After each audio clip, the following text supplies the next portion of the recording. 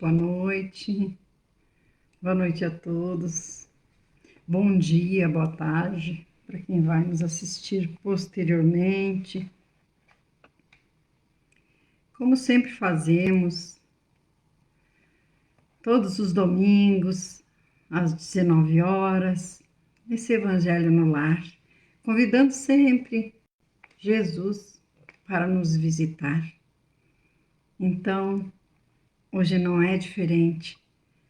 Já com as nossas águas, vamos, nesse momento, elevar o nosso pensamento a esse mestre de amor, convidando, juntamente com os nossos anjos de guarda, com os trabalhadores da sua seara, de amor, de caridade, para que nos visitem, a todos que se conectam conosco, com o coração puro, pedindo realmente as bênçãos, e que tu, Mestre amado, se faça presente junto a nós.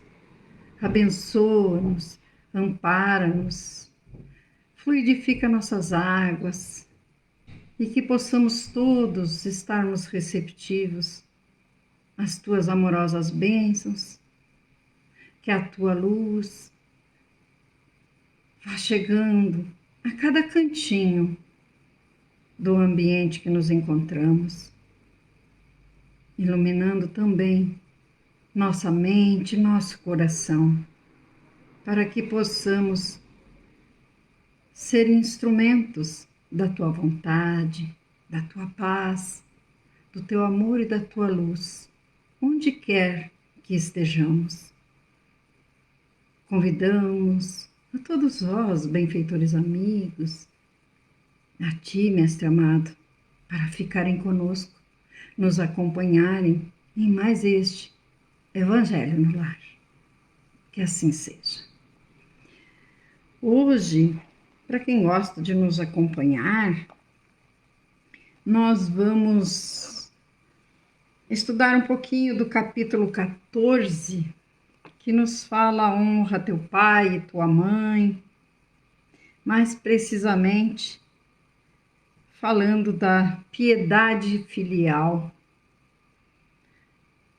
Mas aí, iniciando no item 1, diz assim: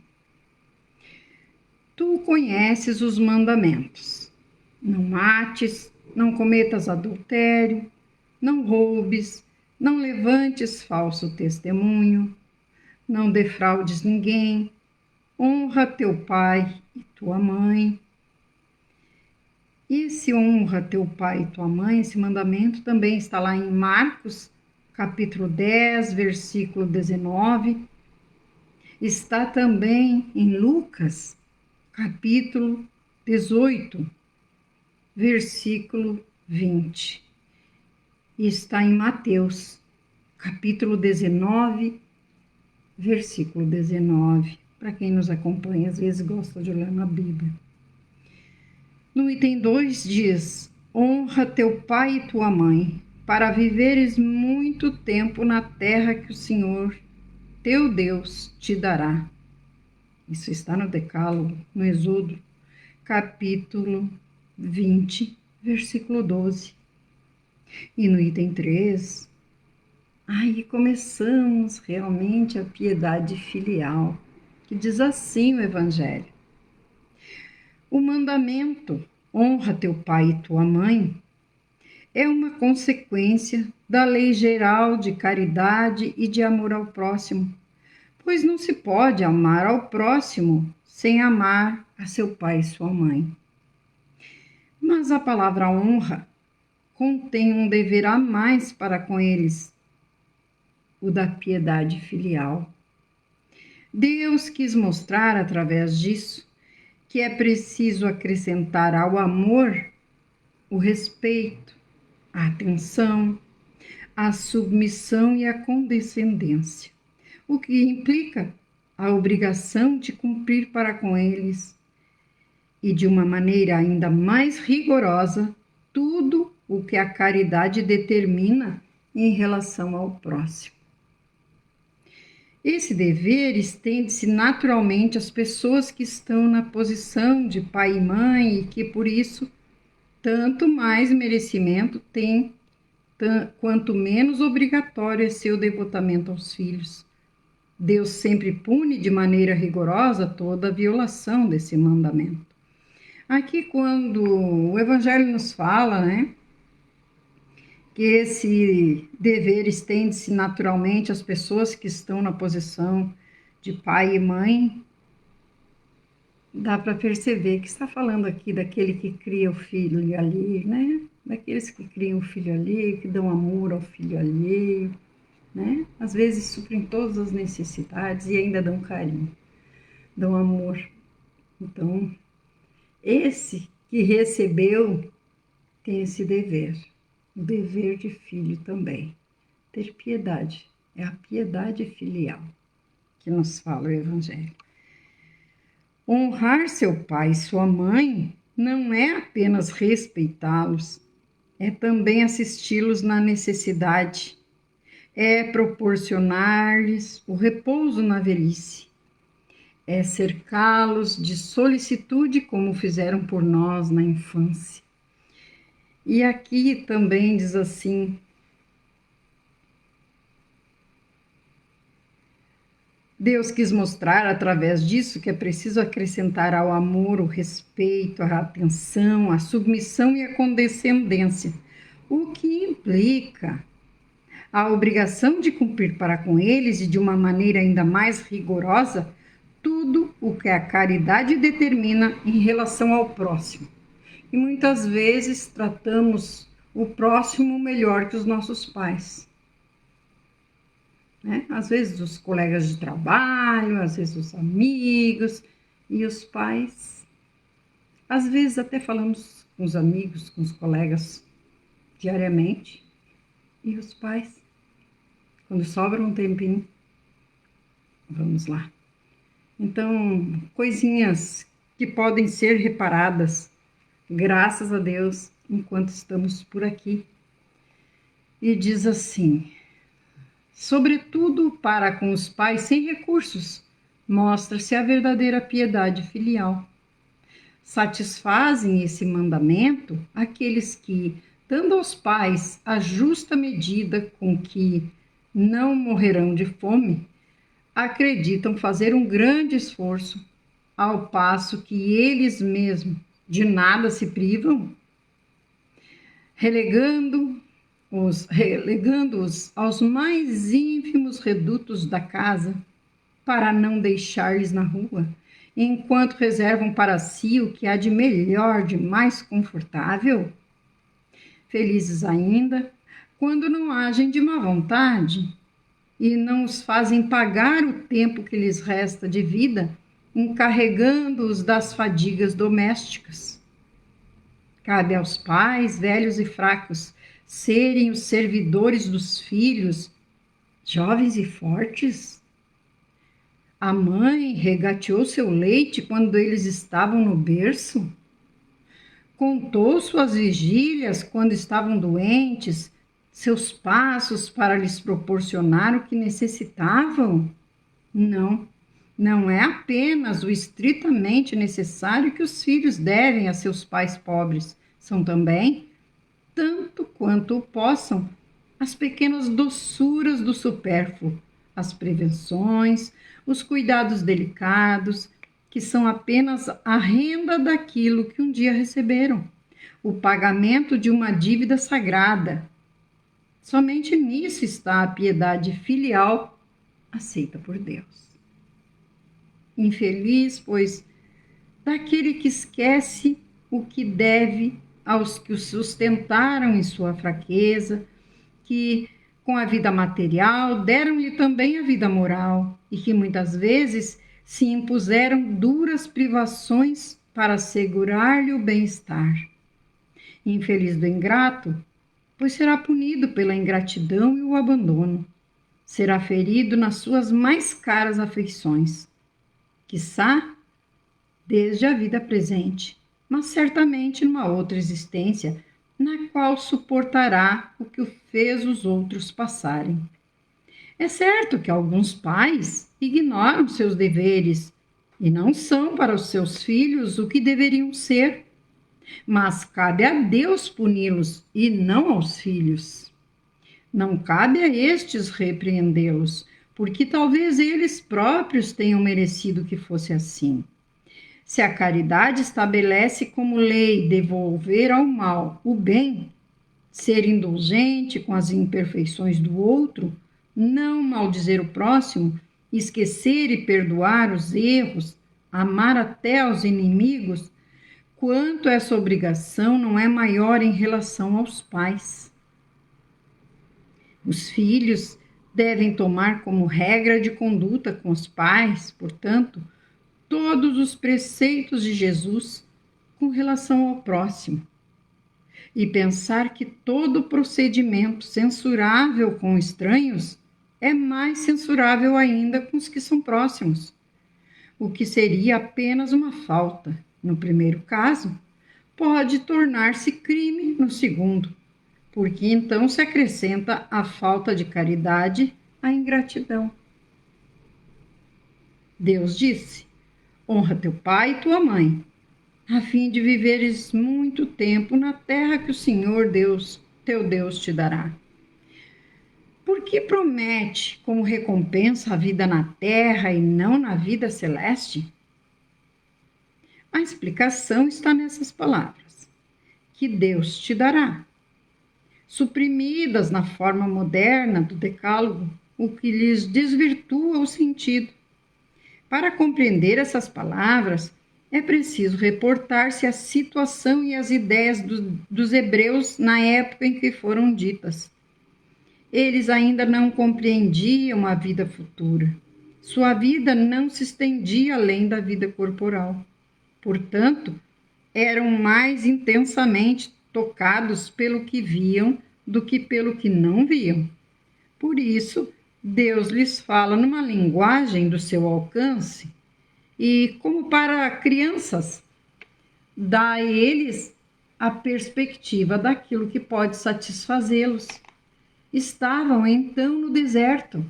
A terra que Deus lhes dará era a terra prometida, objetivo de suas aspirações. Não desejavam mais nada.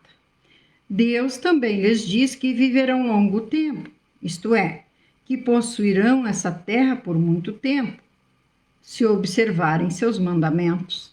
Porém, à época da vinda de Jesus, as ideias já eram mais desenvolvidas, tendo chegado o momento de dar-lhes um alimento menos grosseiro.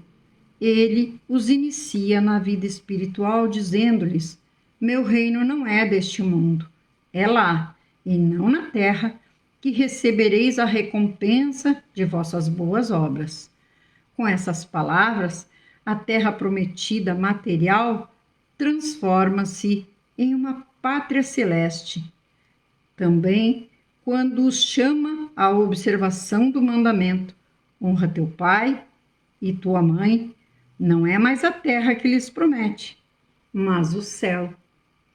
Então, é como diz aqui, naquela época, e mesmo quando veio Jesus, que o homem já estava um pouco mais preparado, nós podemos lembrar que Jesus precisava ainda falar por parábolas, assim, fazendo, né? Contando uma história para que eles compreendessem. Se ainda hoje nós, que já compreendemos um pouquinho melhor, ainda falhamos, não é? Quantos pais aí sofrendo? Quantos pais? Os filhos super bem de vida e às vezes nenhum carinho recebem. Não é assim? Então, se a gente ainda não entende, imagina eles naquela época, que eram mais, como diz aqui, mais tocados pelaquilo que viam, né? Pela terra. Eles estavam no deserto, o que eles mais almejavam, o que eles mais desejavam era ter a terra. Como hoje, normalmente as pessoas sonham com a sua casinha. Eu quero muito ter a minha casa, quero ter o meu terreno, quero ter o meu apartamento. né? Só que a maioria já tem essa noção de que após essa existência terrena, a nossa vida continua e que vamos responder pelos nossos atos.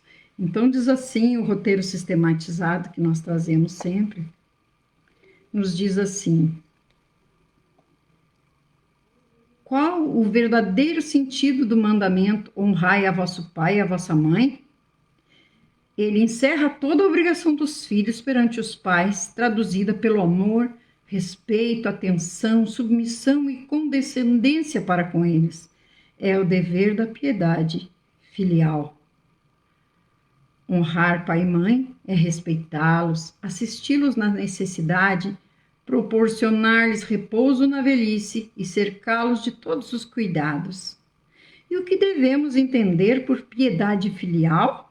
É a obrigação incondicional que temos perante nossos pais de cumprir para com eles os deveres impostos pela lei de amor e de caridade, e de modo mais rigoroso que o demonstrado ao próximo em geral.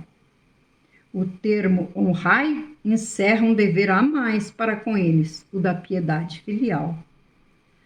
Pais são apenas os que geram o corpo? Não necessariamente. Os que fazem as vezes de pais estão aqui incluídos, com mais forte razão até, por expressar uma dedicação oriunda muitas vezes da prática da caridade desinteressada e do amor ao próximo. Esse dever se estende naturalmente às pessoas que fazem as vezes de pai e de mãe, as quais tanto maior mérito têm, quanto menos obrigatório é para elas o devotamento. E que razão nos leva a cumprir os deveres que abarcam a piedade filial? Nossos pais são nossos irmãos a quem Deus nos confiou nessa existência terrena como responsáveis importantes pela nossa atual fase evolutiva. A família é a oportunidade que Deus nos dá para amar aquele muitas vezes que nos prejudicou, ou a quem nós prejudicamos. Então, por isso precisamos amar. E a família é a nossa purificação, é o início.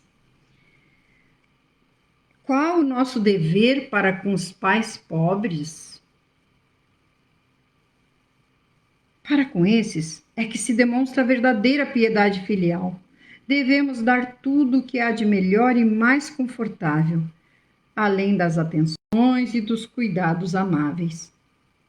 Aos pais pobres, os filhos não só devem o estritamente necessário, mas também os pequenos, nada supérfluos, as solicitudes e os cuidados amáveis. O que ocorre com o mau filho, isto é, aquele que não cumpre os deveres da piedade filial, esquecendo os que o ampararam em sua infância? Será punido com a ingratidão e o abandono, será ferido nas suas mais caras afeições, algumas vezes já na existência atual, mas com certeza noutra em que sofrerá o que houver feito aos outros. Não compete aos filhos censurar os pais, porque talvez hajam merecido que estes sejam quais se mostram. E os maus pais, que descuidam dos deveres que a sua condição impõe com relação aos filhos, como ficam?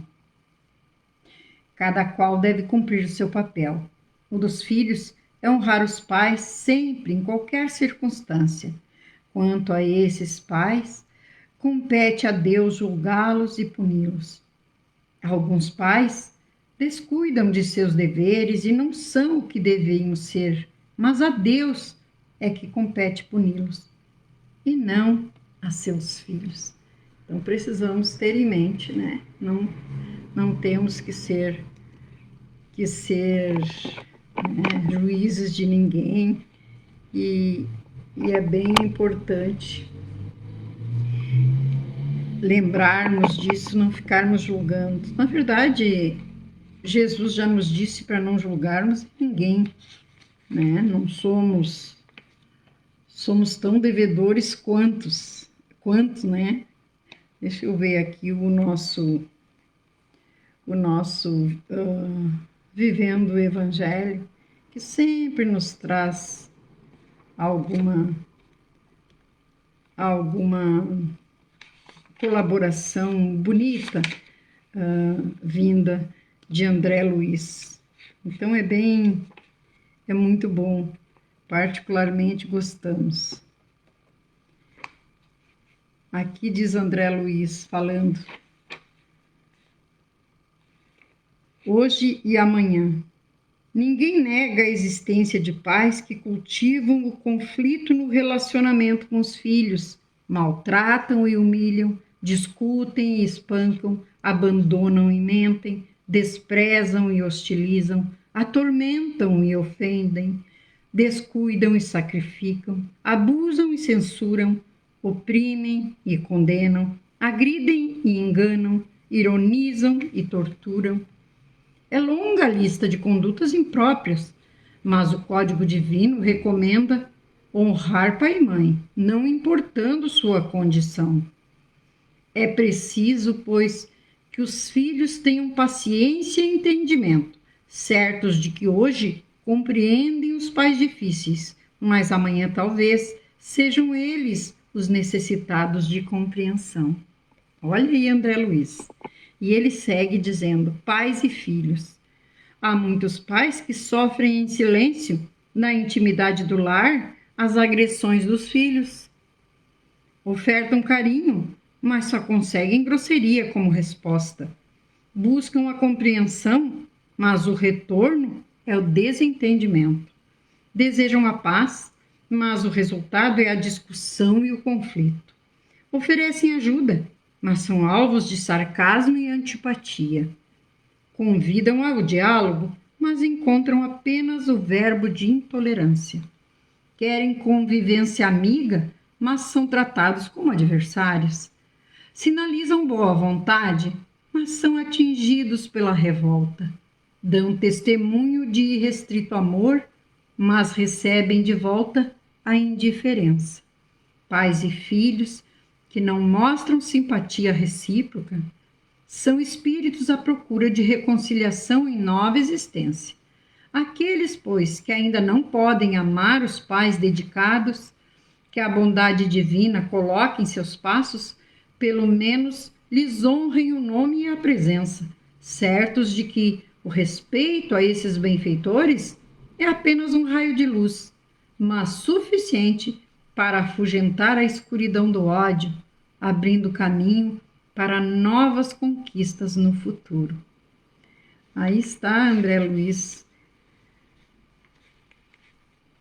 com auxílio para todos nós, para que possamos refletir, colocar em prática esses ensinamentos amorosos. E aí, vamos encerrar hoje um pouquinho diferente. Eu vou ler para nós do livro O Espírito de Verdade, né, que é um complemento ao estudo do Evangelho. É uma psicografia do Chico Xavier por espíritos diversos, inclusive Valdo Vieira, e diz assim na sua mensagem 75, referente a esse capítulo: Prece dos Filhos.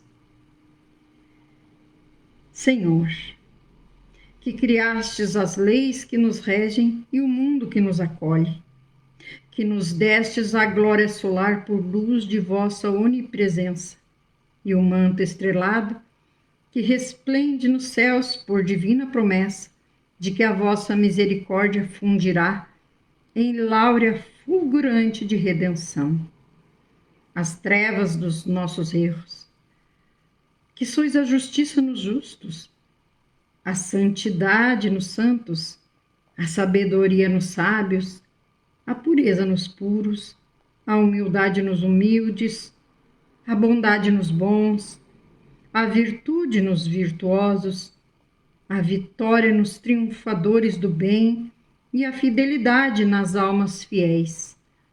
Derramai a bênção de vossa compaixão sobre nós, a fim de que venhamos, ainda mesmo por relampagueante minuto, a esquecer os horizontes anuviados da terra em que se acumulam as vibrações letíferas de nossas malquerenças e o fumo empestado de nossos desesperos, convertidos na miséria e no ódio que se voltam constantes contra nós da caliça do tempo.